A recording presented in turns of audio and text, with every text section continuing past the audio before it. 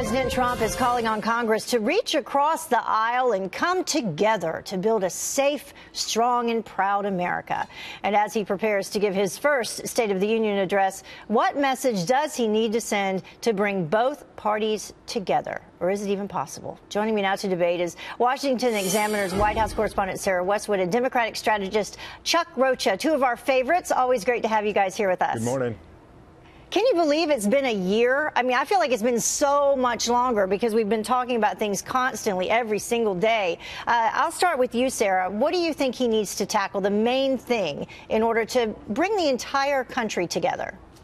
Well, many of the Democrats who are going to be in the chamber with him tonight are not necessarily going to be receptive to a message of bipartisanship. But President Trump can reach out to the voters that put Democrats in office, Democratic constituencies that may be more receptive to hearing an argument in favor of bipartisanship from President Trump, especially in those red states that are represented by Democrats.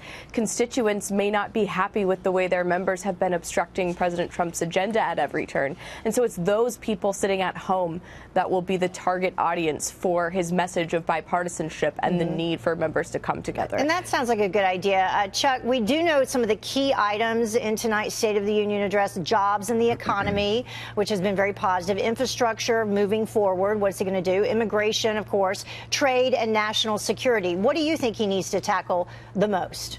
Well, welcome to my Super Bowl in Washington, D.C. I can't wait for tonight. So what you need to think about is the people and bringing people together. And the issues that you talked about, Heather, are exactly right. What I find in working across the country in politics and political campaigns, you have the base of the right, the 25%, they love him. You have the base of the Democrats, 25%, they hate him. You have this group of Americans in the middle that he really has to reach out to, that he's losing now about 70-30, but they move back and forth based on how they feel. They're obviously very happy that the stock market's up, but they're very sad that he's still out tweeting. So he has to kind of measure both of those areas to get them to come together, because that's who he really needs. Yeah, we have heard that he's going to be very personable in this speech, that he's going to bring his heart to it. So, you know, we'll see what happens. We do have this Fox News poll. This his approval rating is up. It's 45% now, where it was a record low in October of 2017 of 38%. So we'll see if those numbers continue to rise after the speech tonight. But I do want to move on just very quickly to this next topic.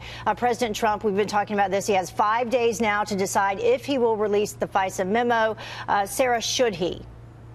Well, President Trump and his White House have said they support the full transparency surrounding the memo. It's something Republicans have been working to achieve for weeks now. And at the end of the day, even though the Justice Department objects to the release of the memo, the Justice Department is the location of the alleged abuses of the FISA program. So it's natural that the agency would resist releasing the memo. At this point, there's so much public interest in it, so much hype. I'm not sure there's any way the memo could live up to the expectations that Republicans have for it right now, but it would seem to contradict his previous statements if President Trump moved to block its release. Chuck, this memo, that's a good point. Is it going to live up to the expectations? It's already been out there. People are already talking about what they think is going to be it. I think it's a political ploy. Neither one of our parties should be using this stuff. Donald Trump's approval rating would probably be 65 or 70 if it wasn't for him tweeting or about Russia, because the economy's booming. Things are going relatively well. And I think this memo is going to be another distraction. So I think we need to do the business of the people and get back to work. Yeah, I don't know if it's so much a distraction, though, because we have McCabe retiring early yesterday, or whatever you want to call it. So there's something in there, that's for sure, because Christopher Wray had read it. Thank you both for joining us, Sarah and Chuck. We appreciate it. And we will have you back here tomorrow for reaction to the State of the Union. So we'll see if you were both right. Take care. Sounds good. Thank you.